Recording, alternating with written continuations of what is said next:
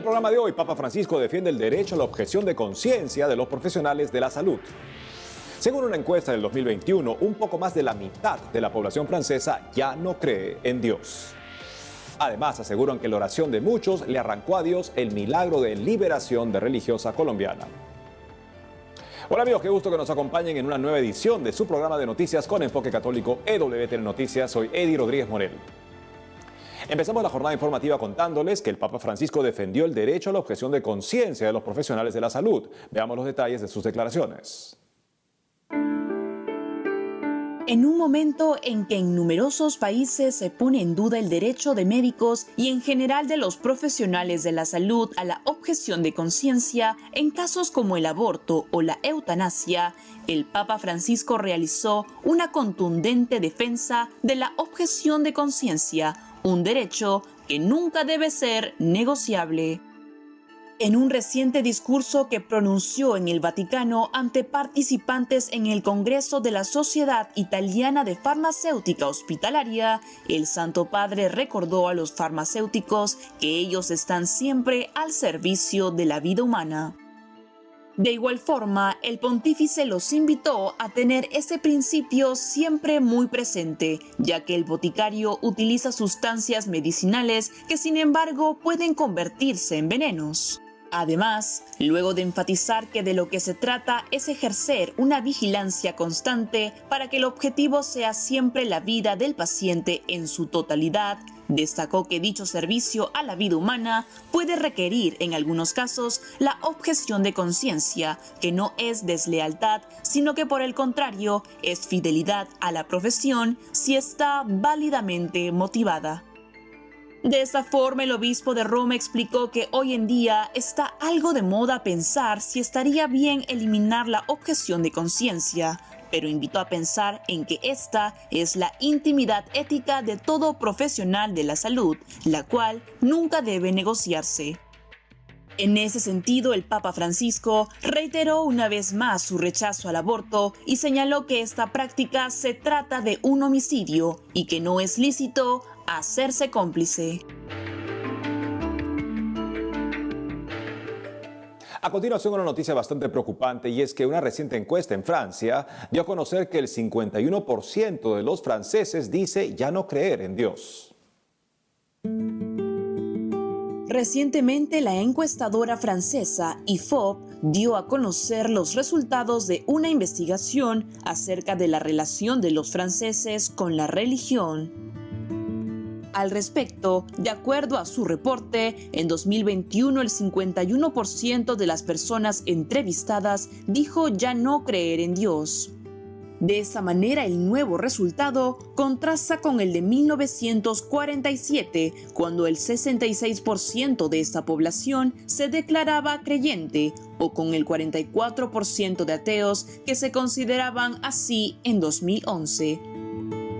Asimismo, esta encuesta refleja el estado de la fe tras poco más de un año de pandemia, en la cual se evidencia que apenas un 9% de los entrevistados dijo haberse acercado más a la práctica religiosa después de todo lo vivenciado con la emergencia sanitaria.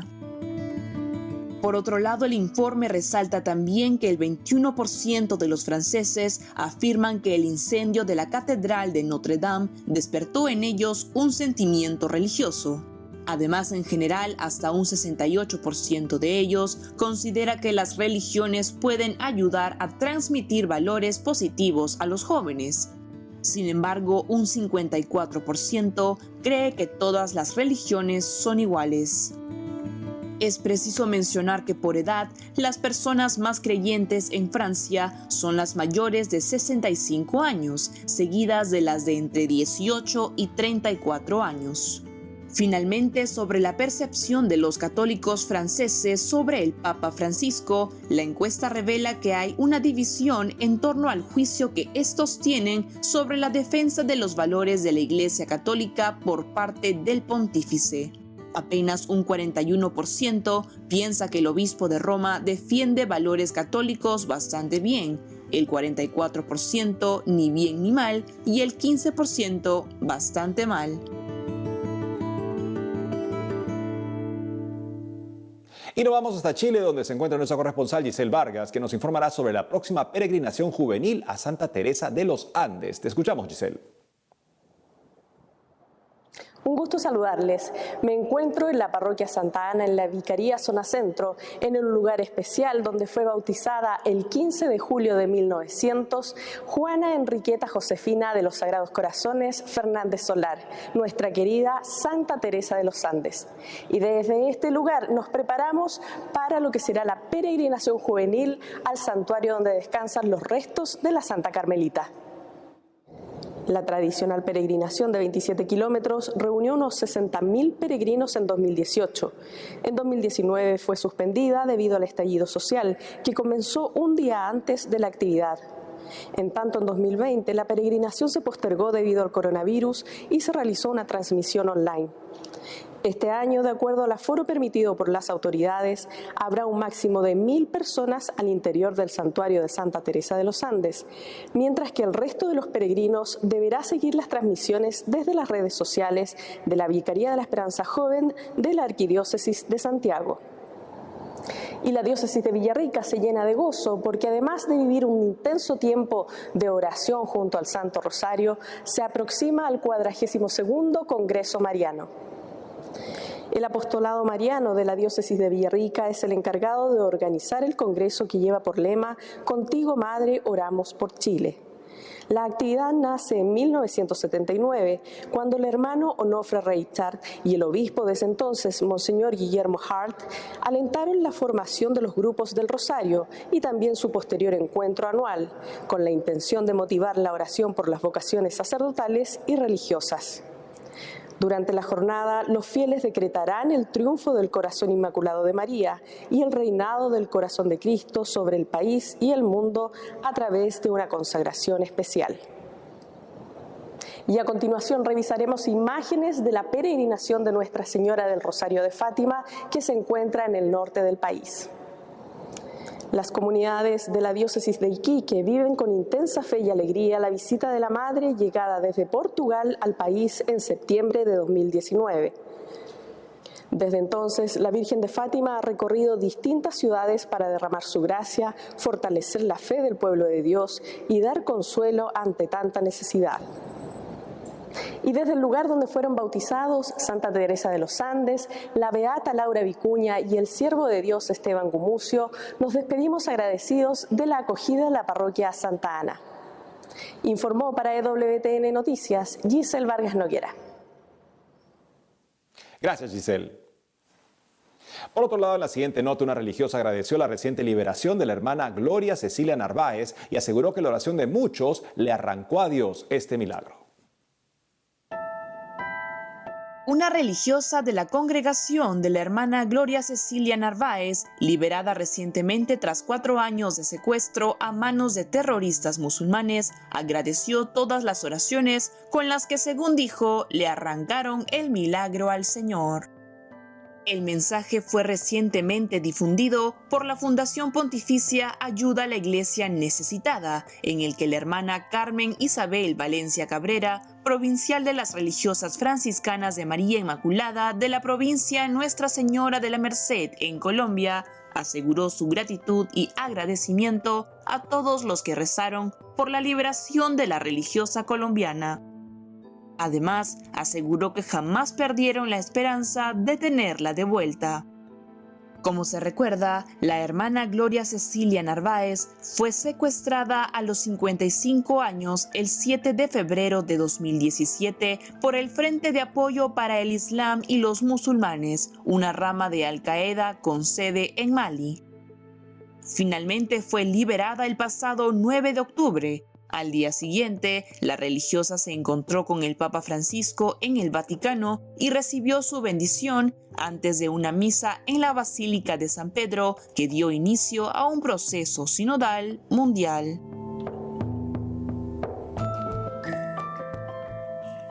Y nos vamos hasta la sede de la Conferencia Episcopal Peruana con nuestro corresponsal en Lima, Abel Camasca, que nos informará sobre la Jornada Nacional de la Juventud Perú 2021. Adelante, Abel.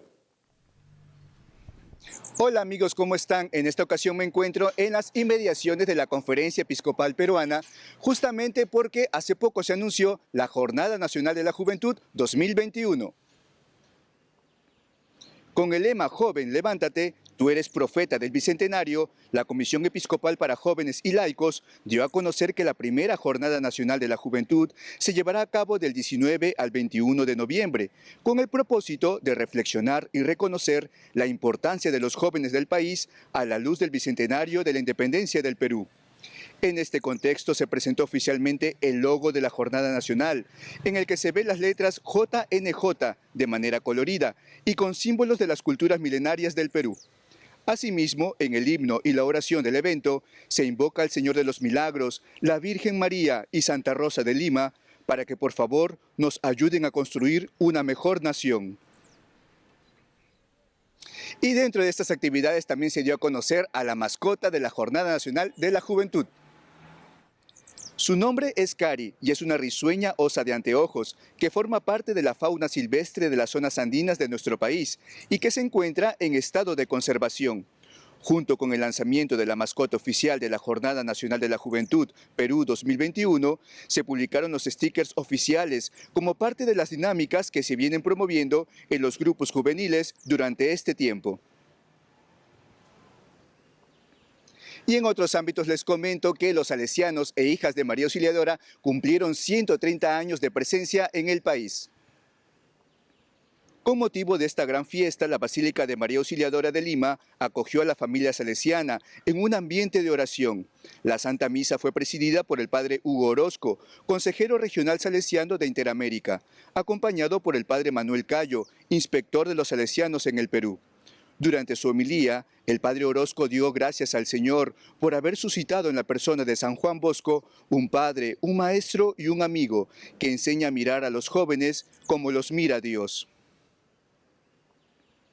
Y dentro de este marco, los salesianos iniciaron el proceso de beatificación y canonización del padre Luis Bola, quien fue misionero que evangelizó en la selva ecuatoriana y peruana. Y justamente por estos días viene circulando una oración para pedir su intercesión para un milagro. El padre Bola fue un misionero salesiano italiano que lo dejó todo por ir a evangelizar en medio de las comunidades Shuar y Ashuar, en el interior de la selva amazónica.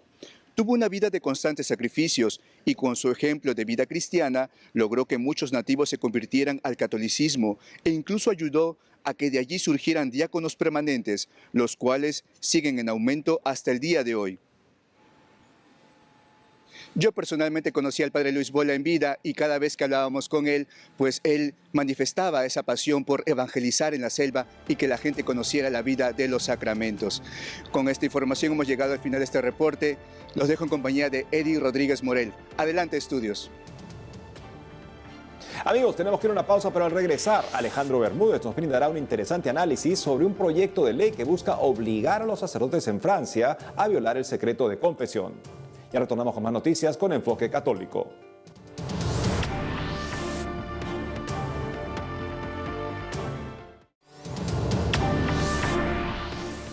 Bienvenidos nuevamente al programa. Y nos vamos de inmediato hasta Denver, donde está nuestro director de noticias, Alejandro Bermúdez, que nos hará una reflexión sobre un proyecto de ley que busca obligar a los sacerdotes en Francia a violar el secreto de confesión. Adelante, Alejandro. Hermanos y hermanas de EWTN Noticias, es como siempre una bendición poder estar con ustedes una vez más. Quiero comentar un asunto que es extremadamente grave y a los que parte de la prensa católica y definitivamente de la prensa internacional no le ha dado la gravedad del tema. Y les explico en qué consiste. Como saben ustedes, un grupo de investigadores franceses llegó a la conclusión del número terrible de abusadores sexuales, la mayoría homosexuales, y de niños y jóvenes abusados desde 1950 hasta el 2019 en Francia. Todo esto ha suscitado con toda razón una indignación y ver qué medidas va a tomar la Iglesia Católica. Muchas de esas medidas ya han sido tomadas, pero qué medidas se van a tomar respecto del futuro, ¿no? Y una de esas medidas que se pusieron en cuestión es cuando unos periodistas le preguntaron al presidente de la Conferencia Episcopal de Francia si es que podían de ahora en adelante establecer que las confesiones de abusos de menores durante el sacramento de la confesión pudieran ser reveladas y transmitidas a las autoridades. El presidente de la Conferencia Episcopal respondió con toda razón que no, que el secreto de la confesión está por encima de las leyes civiles. Y esto, que es absolutamente cierto, en Francia desató un tremendo escándalo porque, como saben ustedes, la autopercepción, la manera como se ve a sí misma la República Francesa, es que la ley en Francia y el secularismo francés y la separación iglesia-estado en Francia es un dogma, está por encima de cualquier religión. Y en consecuencia, el ministro del Interior de Francia invitó al arzobispo, presidente de la Conferencia Episcopal Francesa, a aclarar, entre comillas, sus declaraciones, es decir, de la supremacía de la ley de Dios sobre la ley civil. Personalmente yo no hubiera aceptado porque hubiera dicho, no, acá no hay nada que clarificar, pero claro, yo no soy arzobispo, no pretendo estar en sus zapatos. Se sostuvo la conversación fue aparentemente muy amable y a la salida de esta conversación, la Conferencia Episcopal Francesa publicó un comunicado explicando sobre la tragedia de los abusos sexuales, la necesidad de cambiar de actitud, todas cosas que son ciertas, pero cuando llega al punto clave y fundamental para describir cuál va a ser la actitud y la disposición frente al tema grave del sigilo, el secreto de la confesión, el documento usa un término lamentablemente ambiguo diciendo que la Iglesia va a ver cómo contrapesa, cómo equilibra el secreto de la confesión con la necesidad de defender a los menores. Miren, hermanos, defender a los menores es una prioridad absoluta. Existen múltiples formas para defender a los menores y muchas medidas que se han tomado y medidas que hay que seguir tomando. Pero pretender que un dogma fundamental que es el secreto de la confesión, que le ha costado a la Santa Madre Iglesia durante 2000 años un número enorme de mártires de la confesión, incluyendo mártires recientes del comunismo en distintos países donde los sacerdotes han sido asesinados o puestos en la cárcel. Australia, por ejemplo, ha pasado una ley diciendo que los sacerdotes que no confiesen, no divulguen los secretos de confesión de una persona que ha abusado sexualmente va a ir a la cárcel y que es obligación, según la ley civil, hacerlo. La ley pasó y los obispos y los sacerdotes han dicho, no nos importa, iremos a la cárcel. Y miren lo absurdo de esto. Si la ley civil impone, ¿no?, que los sacerdotes tengan que revelar los secretos de confesión, algo que sucedió también, por si acaso, en Estados Unidos, en el estado de Oregón, muchísimos años atrás, un sacerdote, un prisionero solicitó la confesión, el sacerdote fue y lo confesó, y en el lugar, en la celda donde se produjo la confesión, el procurador general del Estado obligó a poner un micrófono secreto. Y cuando llegó el momento del juicio del penitente, el Estado quiso presentar este argumento como argumento la confesión del penitente, del hombre que estaba en la cárcel. La Iglesia combatió ferozmente. En una primera instancia jurídica dijeron que era legítima utilizar ese decreto y finalmente la Corte Superior determinó que esa era una violación de la libertad religiosa. Entonces, ¿qué ha pasado? Los obispos franceses han dicho que van a ceder y que van a contar los secretos de confesión. No, pero han utilizado esta ambigüedad muy peligrosa diciendo que vamos a ver cómo se balancea, cómo se equilibra. ¿Cómo se puede equilibrar, hermano? Una persona va y confiesa a un sacerdote: he cometido tal crimen. Recordemos que la penitencia incluye muchos mecanismos para que la persona pueda reparar ese crimen y ese pecado, ¿no? Pero si de pronto la ley va a obligar a que los sacerdotes las digan y los sacerdotes están dispuestos a cumplir con esa ley, ¿de qué va a servir? ¿De qué va a servir? ¿Ustedes creen que una persona que sabe que si va donde un sacerdote va a ir a la cárcel, lo va a confesar? No. Sería lo mismo que decírselo a su primo, a su sobrino, a un policía o a cualquier otro, porque sabe que va a ir a la cárcel. Sí, el sacramento de la confesión tiene otra dimensión, que es una dimensión espiritual donde el sacerdote actúa in persona Christi caput, o sea, como la cabeza de la persona de Jesucristo. Y en consecuencia no puede haber ninguna ambigüedad. Y no puede haber ninguna ambigüedad, ¿por qué? Porque esa es la doctrina de la Iglesia que, como les decía, ha costado mártires. Hay miles de sacerdotes, incluso algunos recientemente en Corea del Norte, en dictaduras en África, recientemente con el comunismo en Europa, en las que los sacerdotes han preferido dar su vida que violar el secreto de confesión. Hay incluso novelas muy hermosas escritas sobre estos casos, ¿no?, de los mártires de la confesión, y son mártires para la Iglesia.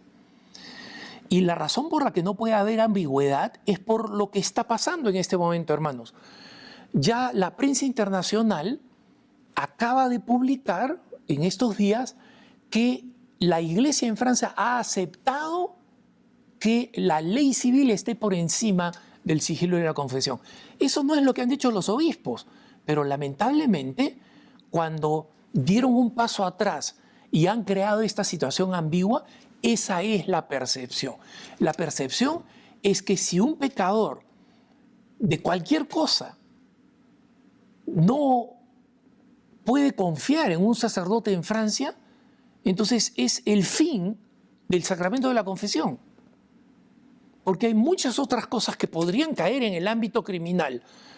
Y si es que ahora permitimos que los sacerdotes tengan que revelar los secretos de confesión en el abuso de menores, ¿qué va a impedir que más adelante sea para un robo importante, no haber pagado impuestos, porque eso también afecta al Estado? ¿Cuál es el límite? ¿Y qué pasaría con el secreto de confesión? Entonces, estamos esperando, hermanos, que los obispos franceses se retracten, no maticen, no corrijan, porque cuando hay esa cobardía lingüística, la verdad no es revelada.